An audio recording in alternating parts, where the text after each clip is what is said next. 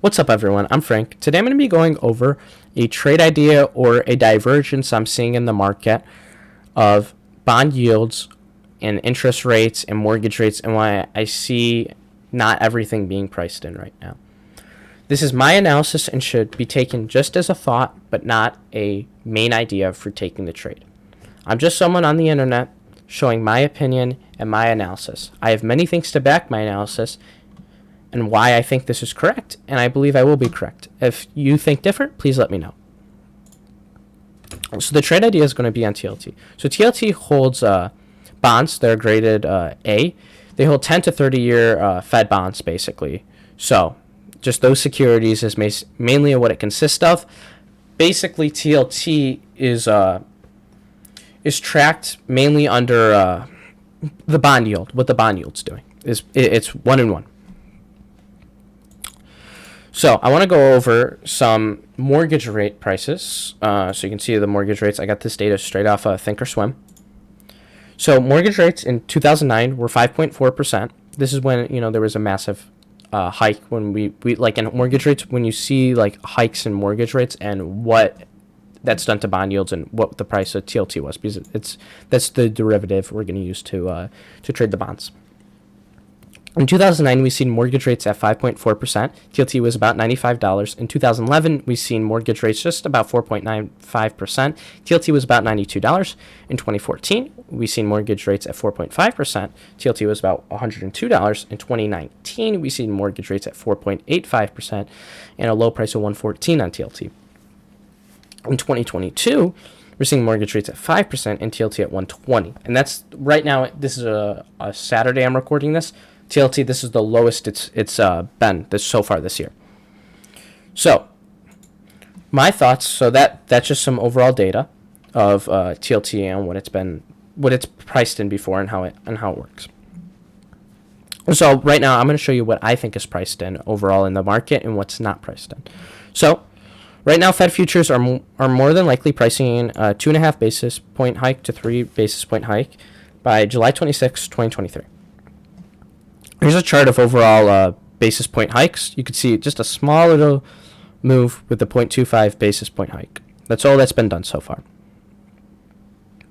And so what's priced in? Fed futures are priced a higher rate than in 2018, with a rise of 2.5 to 3 basis point hikes. In 2018, we had a 2.25 basis point hike at our height, which led mortgages to a high of around 4.8% compared to our 5% right now. So we're more than likely going to be higher than that. Short-end rates are more than definitely going to be higher than 2018, as I said. Our rates will not be as high as the financial crisis, more than likely, with a 5 basis point hike compared to our 2.5 or 3 basis point hike that's already priced in. So it's more than likely we're not going to see that aggressive of one, and we're not going to see a recession.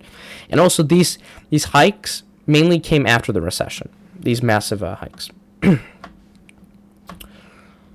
This could be the top of mortgage rates, of course, though mortgage rates were around 6% throughout 07 and 09. So if we get to around those areas, something to know.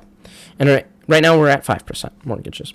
What mortgages are showing us? Mortgages are showing if we go past 5.5%, that we're in 09 territory for Fed policy, showing that it's more than definitely that we could get a lot higher than that 3 basis point. Especially the war going on in Ukraine and inflation at 8.5%, it is definitely a possibility that they do so. Is it likely?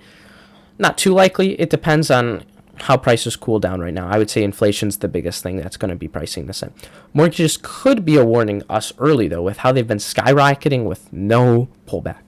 So if we don't cool down here, it's more than likely a higher rate hike is going to be priced in. What I believe will happen, from what I've seen in this past data altogether, all this information I'm going to be showing you, I believe we'll see a 4 basis point hike throughout the next 2 years. Considering where mortgages rates are at, we're higher than we were in 2019. So obviously we're going to see something higher, but we're going close to where we were in 2010/2009. The last time mortgages were at 5% was in early 2010, end of 2009. A cleanup after the financial crisis, you could call it. We kind of finished off our financial crisis because we had one, of course, in 2020 due to the coronavirus. The last time mortgages were at 5%, Fed rates were around 5 basis points during 2009, 2010. I believe we'll see a little less aggressive raising rates considering we're not in the middle of a recession. But it's still possible considering factors such as inflation and the war. The main thing to watch, the main thing I meant here was the end of recession is we don't have, our jobless claim numbers are 1,000 times better than they were in 2008. But it's still possible considering factors such as inflation and the war, like I discussed earlier. The main thing to watch is what Powell is going to say regarding rate hikes, though I believe the conditions of the economy and the stock markets will lead us to have a 4-point basis point hike in the next 2 years. Like I said, those were the main reasons why I believe this will happen. If we go out here, we're going to discuss the balance sheet. So this article, according to Bloomberg, this Powell said at the March 4th meeting on, we're going to discuss balance sheet reduction now, is that that the balance sheet's going to be reduced by 1.1 trillion a year. So 2.2 trillion over the next 2 years is what we're going to go off of. You can see in 2018 the Fed assets were about 4.5 billion, and we decreased about 15% to 3.8 billion. In 2020, we have 8.9 billion assets, and we're more than likely to go to 6.7 billion by the end of 2023, which is a 25% decrease, showing more Fed balance sheet being reduced, showing that we're 100% going to be higher than 2018, showing that TLT should be at least 114, in my opinion.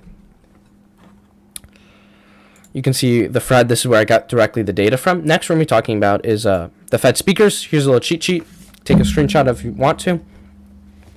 It's showing you which Fed speaker is most bearish or hawkish. Not bearish, hawkish or dovish. Dove is blue, hawk is red. So this week we have actually Bullard speaking, who's a major hawk. So that could move markets and move rate hikes to be a lot more likely.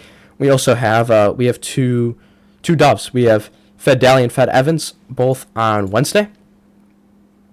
So they're two major dovish. So if these guys lean hawkish, that is going to be a big alarming sign that it's time for, that we're going to see something higher. So this is the Fed rate monitor tool and what it's pricing in so far. So it could be pricing in a further rate hike of 3.25 basis point hike through 3.5. I believe we will see that. I believe we will see a 4.0 basis point hike. It's a matter of what is pricing it. So we're going to look at the graph now, and the overall trade idea was to be on TLT.